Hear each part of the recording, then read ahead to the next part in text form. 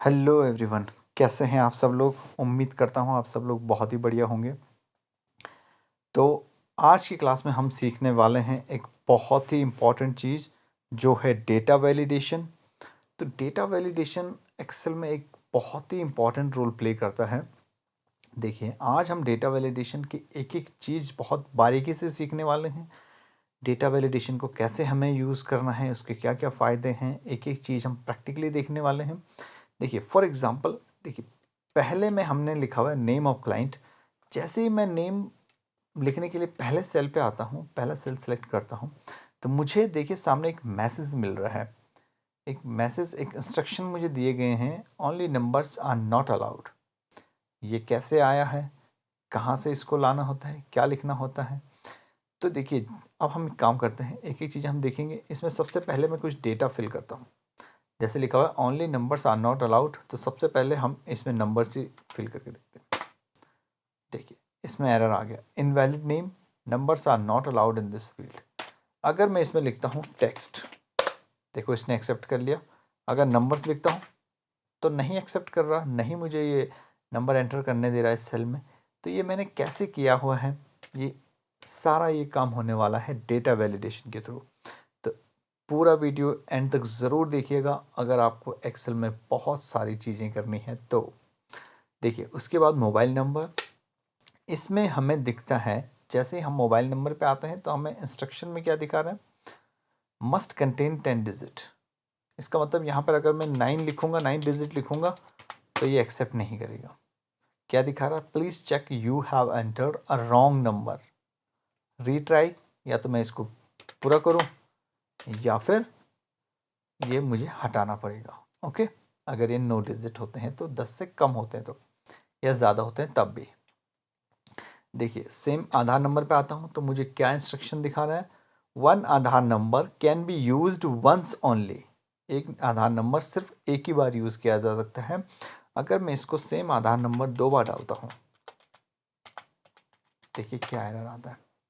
कहता है duplicate value, this Aadhaar number belongs to someone else, please check and reenter the correct and different Aadhaar number. देखिए, उसी तरह date of birth में आते हैं। सपोज मैं यहाँ पर डेट ऑफ बर्थ डालता हूँ, तो देखिए इसमें ये मुझे रिस्ट्रिक्ट नहीं कर रहा। पहले हमें क्या कर रहा था, वो रिस्ट्रिक्ट कर रहा था, वो हमें अलाउड ही नहीं कर रहा था। पर इसमें कह रहा है, इसमें एक तरह से इसने हमें क्या दे दी, वार्निंग दे दी है ये, कि please check the age limit criteria and reenter the correct age. उसके बाद भी अगर आप कंटिन्यू करना चाहते हो तो कंटिन्यू करना चाहते हो, यस, तब भी इसने हमें हमारा डेटा एक्सेप्ट कर लिया हमें। ओके, उसके बाद आते हैं वर्किंग आवर पे। Appointment time, suppose appointment book करनी है तो इसमें क्या लिखा आता है, instruction enter working hours only. अब देखिए, सपोज मैं इसमें रात के 8 बजे का टाइम डालता हूँ, ये सुबह के 8 बजे का डाल देता हूँ, ठीक है।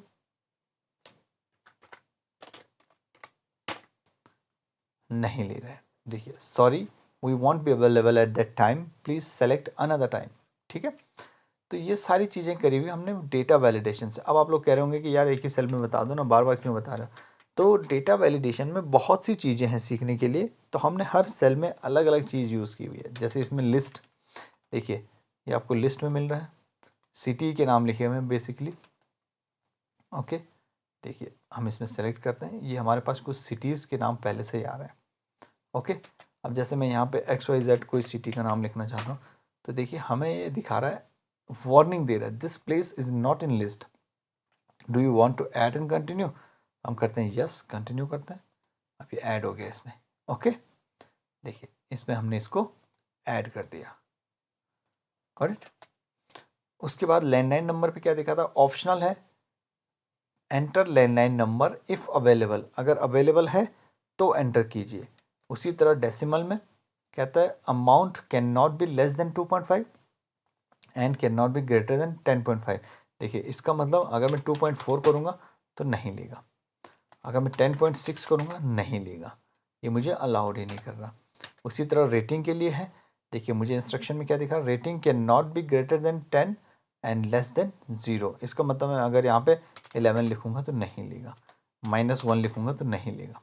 ओके, देखिए अब हम चलते हैं डेटा वैलिडेशन में, एक एक चीज़ को समझते हैं। देखिए सबसे पहली चीज़, आपको ये येलो कलर के बॉक्स में मैसेज दिख रहा है, तो हम आते हैं डेटा वैलिडेशन में। देखिए मुझे यहाँ से रेंज सेलेक्ट करनी पड़ेगी, डेटा वैलिडेशन। देखिए सेटिंग वाली चीज़ तो हम समझेंगे अभी।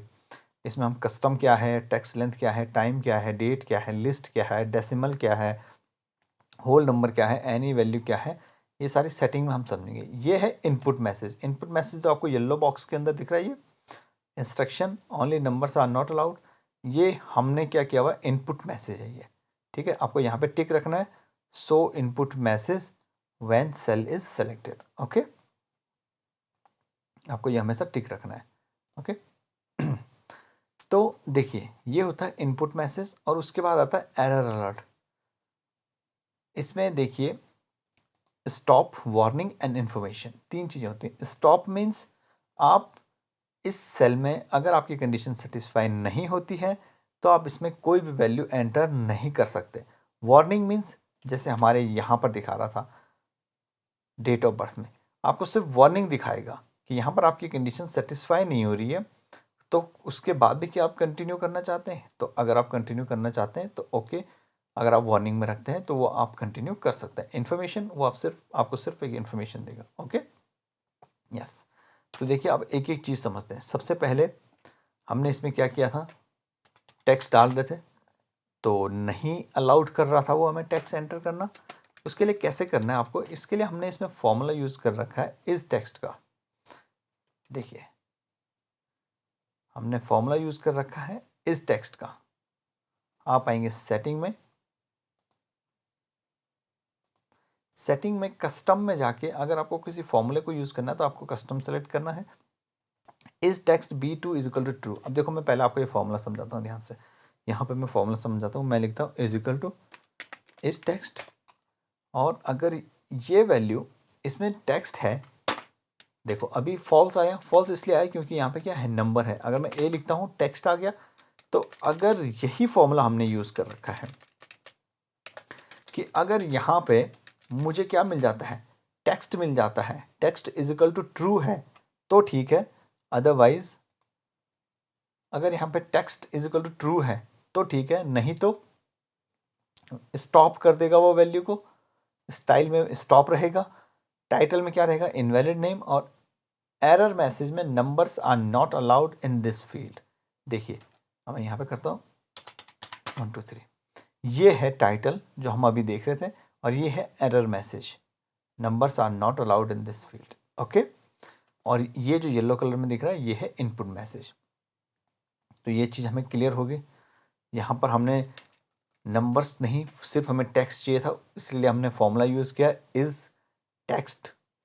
एक बार फिर से बता देता हूँ फॉर्मूला, क्या फॉर्मूला था, इज इक्वल टू लिखते हैं इज टेक्स्ट, कौन से सेल में, इस वाले सेल में अगर टेक्स्ट है तो ट्रू। अगर मैं ए लिखता हूँ तो देखो ऐसे ही है, यही फॉर्मूला हमने यूज़ कर रखा है कि अगर यहाँ पे is text is equal to true है तो ठीक है, अदरवाइज वो स्टॉप कर देगा उसको। ओके अगले कॉलम में मोबाइल नंबर। देखिए हमने इसमें क्या कर रखा है, डेटा वैलिडेशन के थ्रू हमने टेक्स्ट लेंथ इसमें डाल रखी है 10 की। देखिए टेक्स्ट लेंथ इक्वल टू 10, अगर 10 से कम है या ज़्यादा है तो वो एक्सेप्ट नहीं करेगा, अगर 10 है तो ओके है, अगर 10 से कम या ज़्यादा है तो नॉट एक्सेप्टेड। ओके, स्टॉप कर देगा, और टाइटल में आएगा रॉन्ग नंबर, और एरर मैसेज में आएगा please check you have entered a wrong number. Okay, तो अभी हमने दो यूज़ सीखे हैं, पहला हमने सीखा कस्टम का, दूसरा हमने सीखा टेक्स्ट लेंथ का। देखिए अब है आधार नंबर, इसमें भी हमने एक फॉर्मूला यूज़ कर रखा है। देखिए पहले मैं आपको फॉर्मूला बताता हूँ। फॉर्मूला होता है is equal to count if,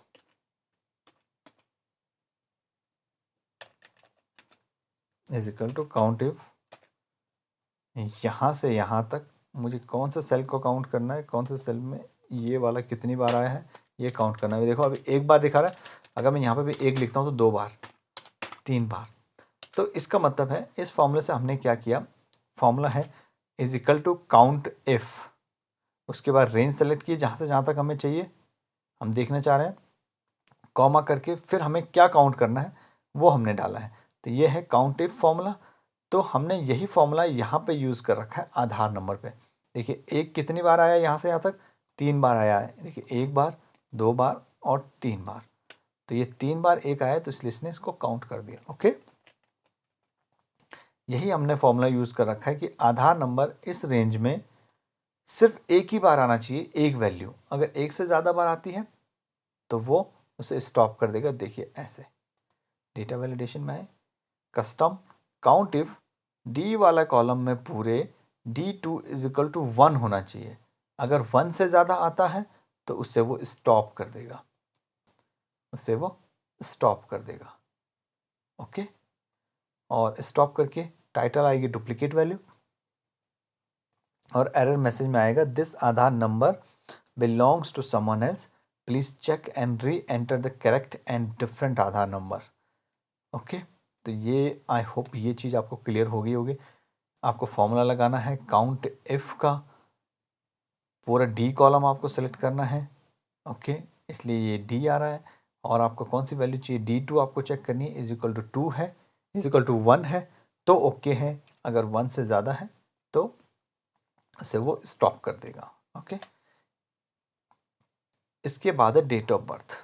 देखिए इसमें हमने डेटा वैलिडेशन में अभी तक हम सीख चुके हैं, सिर्फ हमने सीखा है अभी कस्टम और टेक्स्ट लेंथ। टाइम हम अगले कॉलम में सीखेंगे। इसमें है डेट। देखिए इसमें हमने क्या डाला, डेट। आप चाहो तो बिटवीन डाल सकते हो, नॉट बिटवीन डाल सकते हो, इक्वल टू डाल सकते हो, नॉट इक्वल टू डाल सकते हो, ग्रेटर देन, लेस देन, ये सारी चीज़ें आप डाल सकते हो। इसमें हमने बिटवीन लिया हुआ है। 1 जनवरी 1900 से 1 जनवरी 2001 तक की बीच की अगर डेट है तो ओके है, वरना ये हमें क्या करेगा, वार्निंग देगा। वैल्यू को स्टॉप नहीं करेगा, रिस्ट्रिक्ट नहीं करेगा हमें एंटर करने से, सिर्फ हमें वार्निंग देगा। जैसे अभी मैं करके दिखाता हूँ आपको। देखो सिर्फ इसने वार्निंग दी है, अगर मैं यस करूँगा तो कंटिन्यू हो रहा है। ओके, उसके बाद है टाइम।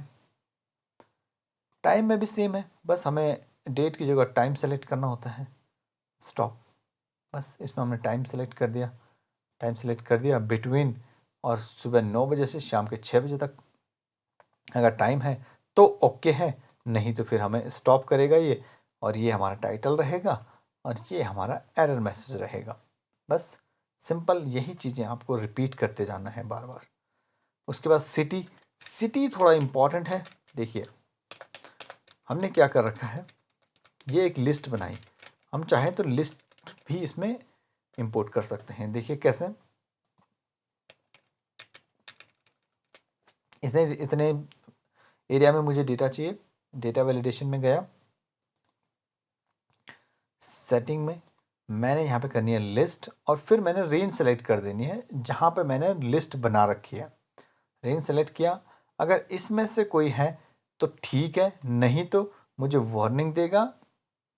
और टाइटल और एरर मैसेज तो आप अपनी तरफ से कुछ भी डाल सकते हैं, ठीक है। अगर इस लिस्ट में है तो ठीक है, नहीं तो मुझे वार्निंग मिलेगी, वार्निंग मिलेगी। और अगर मैं इस पर कुछ भी डाल सकता हूँ, टाइटल में और एरर मैसेज में मुझे अपनी तरफ से कुछ भी डालना है। ओके, देखिए अब इसमें जो इस लिस्ट में नहीं है नाम, सपोज मैं वो लिखता हूँ, मैं लिखता हूँ कुछ भी लिख लेता हूँ, XYZ उत्तराखंड स्टेट का नाम लिख लेता हूँ।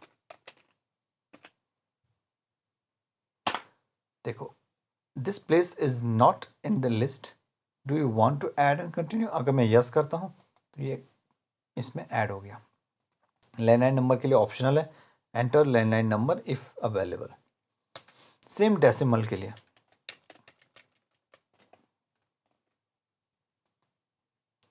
देखिए सेटिंग में आए, अब आता है डेसिमल। देखिए हमने कस्टम सीखा, टेक्स्ट लेंथ सीख लिया, टाइम सीख लिया, डेट सीख लिया, लिस्ट सीख लिया, डेसिमल रह गया, होल नंबर रह गया, एनी वैल्यू रह गई। ठीक है, डेसिमल में between, equal to, not equal to, ये आप कुछ भी यूज़ कर सकते हो। आपको एक एक करके सारे यूज़ करके देखने हैं ये। ओके, तो बिटवीन 2.5 टू 10.5 अगर है तो ठीक है, नहीं है तो एरर अलर्ट में स्टॉप कर देगा, और ये मेरे पास एरर मैसेज और ये मेरा टाइटल रहेगा। सेम हमें रेटिंग के लिए, देखिए डेटा वैलिडेशन में आया, होल नंबर अगर 0 से 10 है तो ओके है, नहीं तो स्टॉप करनी है और ये मेरा एरर मैसेज रहेगा।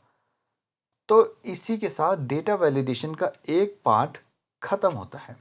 डेटा वैलिडेशन का दूसरा पार्ट हम अगली क्लास में करेंगे। आई होप आप लोगों ने इस क्लास को बहुत एंजॉय किया होगा। आज की क्लास में आपको डेटा वैलिडेशन बहुत अच्छे से आ गया होगा। अगर इसके बाद भी कोई डाउट रहता है तो आप मुझसे पूछ सकते हैं। So thank you very much for watching this video and keep watching, keep learning and keep growing. Goodbye, take care, see you in the next video.